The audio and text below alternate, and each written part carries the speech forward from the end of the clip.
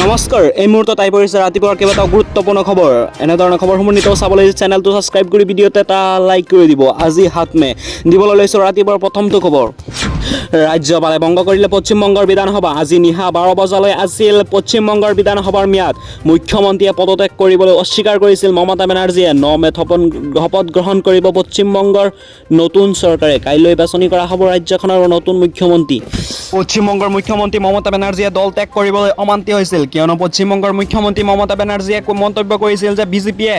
100খন সিটত তেখেতে ইভিএমত খেলিমেলি কৰি ইভিএমৰ পৰা সহায় লৈ ইভিএমৰ পৰা বুট চুৰি কৰি তেখেতসকলে পাছ কৰিছে বুলি মন্তব্য কৰিছিল সেয়ে মমতা বেনাৰ্জীয়ে পশ্চিমবংগৰ মুখ্যমন্ত্ৰী মমতা বেনাৰ্জীয়ে ৰাষ্ট্ৰীয় আদালতত গোচৰ দিব বুলি কৈছিল কিন্তু পদত্যাগ নকৰে বুলি মন্তব্য কৰিছিল তাৰ পিছতে ৰাজ্যপালে নিজেই মমতা বেনাৰ্জীক বৰখাস্ত কৰিছিল কিয়নো মমতা বেনাৰ্জী এতিয়ালৈকে পদত্যাগ পত্ৰ প্ৰেৰণ কৰা নাই ৰাজ্যপাললৈ ভাৰতীয় নিৰ্বাচন আয়োগে পশ্চিমবংগৰ ৰাজ্যপাললৈ দিছিলে নিৰ্দেশ মমতা বেনাৰ্জীক ৰাজ্যপালে ভাৰতীয় নিৰ্বাচন আয়োগৰ কথা মানি মমতা বেনাৰ্জীক মুখ্যমন্ত্ৰী আসনৰ পৰা বৰখাস্ত কৰিছে দিবলৈ লৈছে আন এটা খবৰ পশ্চিমবংগৰ মুখ্যমন্ত্ৰী পদৰ প্ৰাৰ্থী শুভেন্দু অধিকাৰী ঘনিষ্ঠ সহায়কৰ সৈতে হৈছে ভয়ংকৰ কাণ্ড শুভেন্দু অধিকাৰীৰ ঘনিষ্ঠ তথা পিএক গুলীয়া হত্যা কৰাৰ ভাবুকি দিছিল গুলীয়া হত্যা কৰাৰ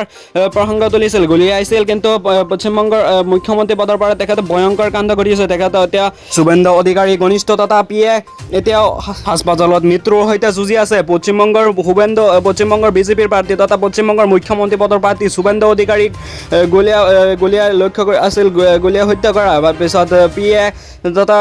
শুভেন্দু অধিকাৰী ঘনিষ্ঠ তেখেতৰ ওপৰত পৰিছিল গুলী 4জন দুৰ্বৃত্তই বাইকেৰে আহি তেখেতক ওপৰত চলাইছিল গুলী দুৰ্ভাগ্যক্ৰমে শুভেন্দু অধিকাৰী গাত নপৰি তেখেতৰ ঘনিষ্ঠ সহায়ক তথা পিএৰ ওপৰত পৰিছিল গুলীটো দিবলৈ লৈছোঁ আন এটা গুৰুত্বপূৰ্ণ খবৰ কংগ্ৰেছৰ মুখ্য তাগাত এপিচিচিৰ সম্পাদক তথা জ্যেষ্ঠ মুখপাত্ৰ মনোৰঞ্জন বৰগোহাঁইৰ কংগ্ৰেছ দল ত্যাগ কৰিছে কিয়নো কংগ্ৰেছ দলত এইবাৰ 19জন বিধায়কৰ ভিতৰত 18জনেই মিয়া মুছলমান হোৱাৰ কাৰণে আৰু কংগ্ৰেছ দলত প্ৰকৃত যোগ্যতাৰ কোনো স্থান নাই বুলি মন্তব্য কৰিছে কংগ্ৰেছ দল ত্যাগ কৰি মনোৰঞ্জন বৰগোহাঁই জ্যেষ্ঠ মুখপাত্ৰ আছিল তেখেত কংগ্ৰেছ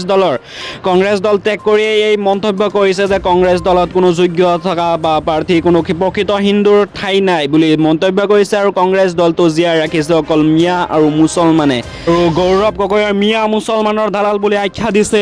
মনোৰঞ্জন বৰগোহাঁইয়ে কংগ্ৰেছ দল ত্যাগ কৰিয়ে আৰু গৌৰৱ গগৈলৈ বিশেষ মন্তব্য আগবঢ়াইছে যে গৌৰৱ গগৈ যোৰহাট লোকসভা সমষ্টিৰ পৰা MP হয় সাংসদ হৈ পেলাইও তেখেতৰ ৱাৰ্ডত তেখেতৰ পঞ্চায়তত তেখেতৰ সমষ্টিত কোনো খবৰ লোৱা নাই কোনো মিটিঙত কোনো যোৰহাটৰ পৰা কোনো সভাত তেখেতে অংশগ্ৰহণ নকৰে তেখেতে খালি বাহিৰত থাকে বুলি মন্তব্য কৰি তেখেতে কংগ্ৰেছ দল ত্যাগ কৰিছে কংগ্ৰেছৰ জ্যেষ্ঠ মুখপাত্ৰ মনোৰঞ্জন বৰগোহাঁই দিবলৈ লৈছোঁ আন এটা গুৰুত্বপূৰ্ণ খবৰ অখিল গগৈৰ বিৰুদ্ধে সৰব হৈ পৰিছে কংগ্ৰেছ নেত্ৰী মীৰা বৰঠাকুৰ আমি সহ্য কৰা মানি আত্মসমৰ্পণ নহয় নিৰ্বাচনৰ ফলাফল দুদিন নহওঁতে আপুনি মন্তব্য সমালোচনা কৰিবলৈ লৈছে কংগ্ৰেছ দলক আপুনি আপোনাৰ মুখ্যমন্ত্ৰীটো ডাইৰেক্টলি কৈছে যে আপুনি পীযুষৰ কথা মতে বিধানসভাৰ মজিয়াত কথা কয় বুলি মন্তব্য কৰিছে হিমন্ত বিশ্ব শৰ্মা চৰকাৰে আপোনাৰ ওপৰত আপুনি যে ইমানেই কংগ্ৰেছ দলক মিয়া আৰু মুছলমানৰ দল বুলি কৈ আছে বা মিয়াসকলে অনলি কংগ্ৰেছ দলক বচাই ৰাখিছে এই বুলি মন্তব্য কৰি আছে তেনেহ'লে আপুনি ঢিং আৰু দলগাঁৱত মুছলমানক কিয় টিকেট দিছিল সেই বুলি মন্তব্য কৰিছে মীৰা বৰঠাকুৰে আৰু কৈ আছে আমি যদি শিৱসাগৰত কংগ্ৰেছৰ টিকেট দিলোহেঁতেন তেন্তে আপুনি শোচনীয়ভাৱে পৰাজয় বৰণ কৰিলেহেঁতেন এই বুলি মন্তব্য কৰিছে মীৰা বৰঠাকুৰে আপুনি যে কংগ্ৰেছ দলৰ শিৱমণি বৰাক আপোনাৰ দলৰ কাৰণে ঢিঙত টিকেট দিব পৰা নাই বুলি মন্তব্য কৰিছে মীৰা বৰঠাকুৰে মুহূৰ্তৰ ওপৰত সকীয়াই দিছে অখিল গগৈয়ে কংগ্ৰেছ দলক সমালোচনা নকৰিবলৈ দিবলৈ ওলাইছোঁ আন এটা গুৰুত্বপূৰ্ণ খবৰ অখিলেশ যাদৱে মন্তব্য কৰিছে উত্তৰ প্ৰদেশত যি কৰিছিল বংগতো সেয়া কৰিলে ক্ষমতাৰ বাবে বাজপা যিকোনো পৰ্যায়লৈ যাব পাৰে কেৱল ক্ষমতাহে লাগে বাজপাৰ অনলি মুঠৰ ওপৰত বংগত যিবোৰ কৰি আছে বিজেপি চৰকাৰে দুদিন পাছ নহওঁতে দুদিন ফলাফলৰ হওঁতেই বিজেপিয়ে তৃণমূল কংগ্ৰেছৰ ওপৰত কৰি আছে অন্যায় অত্যাচাৰ তৃণমূল কংগ্ৰেছৰ মুঠৰ ওপৰত হিংসাত্মক ৰূপ লৈছে পশ্চিমবংগত কেতিয়াবা তৃণমূল কংগ্ৰেছৰ কৰ্মীসকলে বিজেপিৰ কৰ্মীসকলৰ ওপৰত আক্ৰমণ কৰিছে, কেতিয়াবা বিজেপি কৰ্মীয়ে তৃণমূল কংগ্ৰেছৰ ওপৰত আক্ৰমণ কৰিছে। যোৱাকালি কলকাতাৰ শুভেন্দু অধিকাৰীৰ ঘনিষ্ঠতা পিএক গুলীয়াই হত্যা কৰা ভাবুকি আৰু পশ্চিমবংগৰ তৃণমূল কংগ্ৰেছী কৰ্মীৰ ঘৰত আক্ৰমণ চলাইছে এই বুলি মন্তব্য কৰিছে অখিলেশ যাদৱে। অখিলেশ যাদৱে উত্তৰ প্ৰদেশত যি কৰিছিল বংগতো সেয়া কৰিব বুলি মন্তব্য কৰিছে অখিলেশ যাদৱে।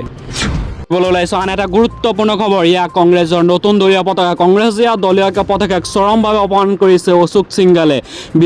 বিজেপিৰ বিধায়ক অশোক সিংগালৰ ৰাজ্যজুৰি প্ৰতিক্ৰিয়া সৃষ্টি কৰিছে। ইয়া হৈছে কংগ্ৰেছী দলৰ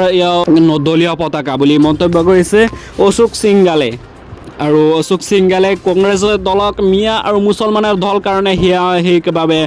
সেউজীয়া বৰণৰ মাজত কংগ্ৰেছৰ হাতখন দি দিছে। এয়া হৈছে নতুন প্ৰতীক বনাই দিছে কংগ্ৰেছ দলৰ বাবে অশোক সিংগালে। ইয়া চৰমভাৱে অপমান কৰিছে ভাৰতীয় জাতীয় কংগ্ৰেছক। দিবলৈ ওলাইছোঁ আন এটা গুৰুত্বপূৰ্ণ খবৰ, EVM-ৰ প্ৰতি আমাৰ সন্দেহ আছে বুলি মন্তব্য কৰিছে গৌৰৱ গগৈয়ে, কিয়নো এইবাৰ কংগ্ৰেছে